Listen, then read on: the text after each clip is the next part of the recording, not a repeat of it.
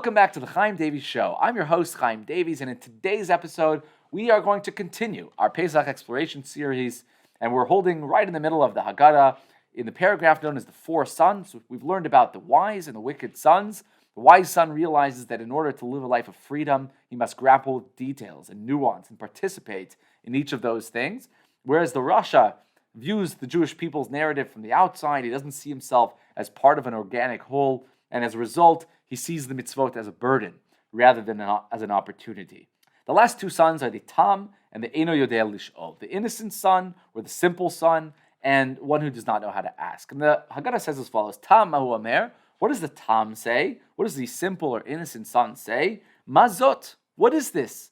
Meaning to say, what is this whole Pesach experience that you guys are doing? I don't know what's going on. I don't have the complexities. I'm not looking for the details. I'm not curious about why certain mitzvahs are done in certain ways as opposed to others. I just want to know what it's all about. And so what do we tell them? Va'amarte elav b'chozek yad hotzianu Adonai miMitzrayim b'beit avadim. That with a mighty hand, God took us out from Mitzrayim, from the house of bondage. And this is amazing because we actually stress to the simple son his participation. The fact that he would have been included. Hotzianu. God took us out from Egypt, from the Beit Avadim. And that's an amazing thing. And I think that the reason for that is because the Tam expresses pure curiosity, that innocent interest in what's going on around him. And as we've already seen, the whole point of the Seder is to create that interest, that curiosity, the desire to be part of this amazing thing that's going on before the children's eyes. And so the Tam is actually the only child in these four sons that we stress to them that they are actually a part of the freedom story. And we don't go into all sorts of lengthy details or fascinating tales. We simply tell them about the story of the Exodus of Egypt. And that itself is going to draw them into identifying with the Jewish people's history. The last of the four sons is the Eino Yodea Lish'ol, one who doesn't even know how to ask. Now, that doesn't necessarily mean that they're 3 years old and they don't know how to formulate a sentence. The point is that they don't even know that there's something to be asked about. They take Judaism as a given, and they don't necessarily have a curiosity or an interest to participate in a discussion about the meaning of freedom and the legacy of the Jewish people. And so what do we tell such a person? At ptach lo. We are supposed to create an opening for them. We open up the dialogue, and we bring them into a discussion about these events. Shneimar, as the pasuk says, "V'higadet levincha b'yomahu." You should inform your child on this night. Not that you should respond to them. You should simply inform them. And that's why we know that it's talking to the Eino Yodea Lish'ol. Lemor, telling them, "Ba'avur zeh asa Adonai li b'tzeiti miMitzrayim." That it's because of this that God did for me when I was taken out of Mitzrayim. And so here we're stressing to the child, and we're actually not doing this in an overt fashion, but we are, in a sense, excluding the Eino Yodea Lish'ol. We're quoting the same verse that we brought down when we were talking to the Ben Harasha, to the wicked son. We're just applying it in a different fashion. We're telling them the story, and we're talking to them about the power of freedom, and they happen to be left out of it, which is again a shocking thing, and it doesn't really sit so easily with our comfort level. But that's because freedom is not a game, right? We're not just handing out freedom cards, get out of jail free. The only way that a person would have achieved freedom at those times in Egypt is if they had that curiosity. They had that fire burning within themselves. They had the passion to know, to ask, what is this, and how do I get more involved in freedom? And so we don't hold back any punches from the Eino Yodea Lish'ol. Now we're not going to shove it in their face, but we're going to open the dialogue to them and try to bring them into the place where they could one day be someone who carries the mantle of freedom. But we're not going to guarantee them freedom because they haven't yet earned it themselves. And that's something that's so powerful, and maybe that's a little bit countercultural about the Jewish understanding of freedom, is that it's something which needs to be earned. And as a result of that, the Eino Yodea Lish'ol, the person who hasn't yet learned how to ask questions, how to have their own point of view and be curious about the world around them, has not yet come to a place where they can tap into the latent potential of being truly free. Now, the next paragraph in the Haggadah is actually directly related to the one that we just finished about the four sons, Because once we understand that there's so much nuance in the different ways that we're supposed to tell the story and in kind of involve our children in the Pesach experience and discovering freedom for themselves, we would have easily concluded that we should have started this like 2 weeks ago.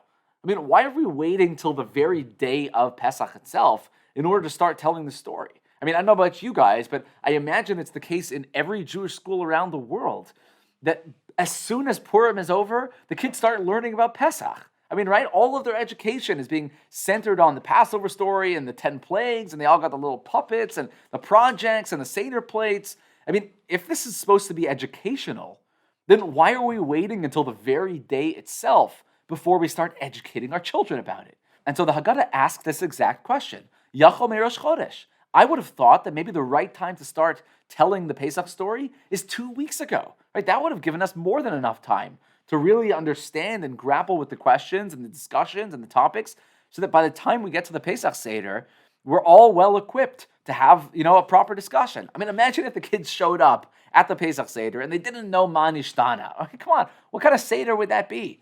So why are we waiting until Seder night and expecting that the children are going to figure out what to do on their own? Why wouldn't we have started this 2 weeks before? And that's without even mentioning that 2 weeks before Pesach, on Rosh Chodesh Nisan, would have actually been a great time to start telling the Pesach story. Because on that day was the day that we received the first commandment for the Jewish people before we even left Egypt. Namely, HaChodesh Hazeh Lachem Rosh Chodeshim. The concept that we are going to be masters over time, that the Jewish people will be responsible for calculating the months and the lunar calendar of the year and the way that affects the outcome of all the different holidays throughout the calendar year. That would have been a great time to start talking about freedom and responsibility. So why are we waiting until Pesach night itself? And so the Haggadah answers that it's in the very verse that we just quoted to the son who doesn't know how to ask questions, the Eino Yodei Lish'ol, the answer to this very question. Talmud Lomar Bayom Hahu. It's because it says you should tell over to your child on that day, on the day that you left Egypt. That's the day you should tell over to your children the story of the Exodus. Bayom Hahu, if it's just on that day, then Yachol MeiRosh Yom. I might have thought you're supposed to say it during the daytime. Talmud Lomar Ba'avur Zeh. That's why the pasuk continues and says that you're supposed to tell your children, it's because of this that God did for me when I left Egypt. What's the this, right? This makes it sound like there's something in front of you. There's something that you're pointing to. There's some object in your purview. Says the Haggadah, Ba'avur zeh lo amarti, ela b'sha'a sheish matzah umaror munachim lefanecha. Now the time that you're supposed to tell over the story is when you have matzah and maror in front of you. And what time is that? What time during Pesach do you have a commandment to be eating matzah and maror and to have it placed in front of you? That's at night. And therefore, we're supposed to tell the story at night. Okay, but how does that answer our question exactly? I mean, if it's about education, then why not start earlier? Why do we have to wait until we have matzah and maror in front of us on the day of Pesach? And so I think the answer is as follows. All education, in essence, is anticipatory. It's all in anticipation of some future event. So we're either setting you up to have the interpersonal skills to be able to navigate life's challenges successfully, or we're teaching you the skills that you'll need to pursue the trade of your dreams, or to move on to college and to higher education, to be able to be more worldly and kind of well-adjusted within society. And so education looks towards the future. It plans for your tomorrow. But the Seder night is about today. It's about freedom right now. And the experience is supposed to be not one of anticipation, but of participation.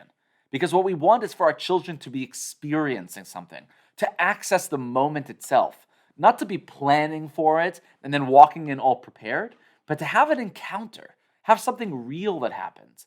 And that's why we're doing all these weird things on the Seder night. And I think it's something that we're really missing in today's day, where the kids are so prepared and they've made all those projects and they've recited the Ma Nishtana by heart.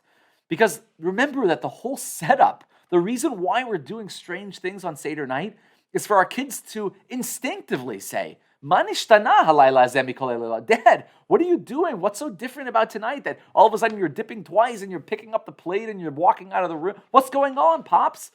But because we've planned it out and we've created this whole educational environment around this experience, we've actually removed the opportunity for the encounter with something real. Now, of course, that isn't to say that we don't need to be educating our kids about Pesach. Obviously, we should, and it's a beautiful thing, and there's nothing as precious as seeing those kids standing up with their projects, singing the Manishtana. But we need to make sure not to lose this aspect within our Pesach Seder experience. There needs to be an encounter. There's something participative, and that no amount of preparation, even starting back Rosh Chodesh, or for that matter, 5 years ago, would have never prepared you for the encounter in the presence of the real props of the Seder night, the matzah and the maror sitting in front of you, and experiencing the flavors that our ancestors have experienced for thousands of years prior to now. Those things cannot be replaced by any amount of anticipatory education. And so we can't lose sight of that in our Haggadah experience, whether we're trying to give it over to somebody else or we're trying to access it within ourselves. There's something real happening on Seder night. And we shouldn't imagine that any amount of books that we read before can in any way prepare us for the magnitude of the moment that we're able to encounter at the Pesach Seder. We'll wrap it up there for today. Until next time, I'm Chaim Davies, and this is the Chaim Davies Show.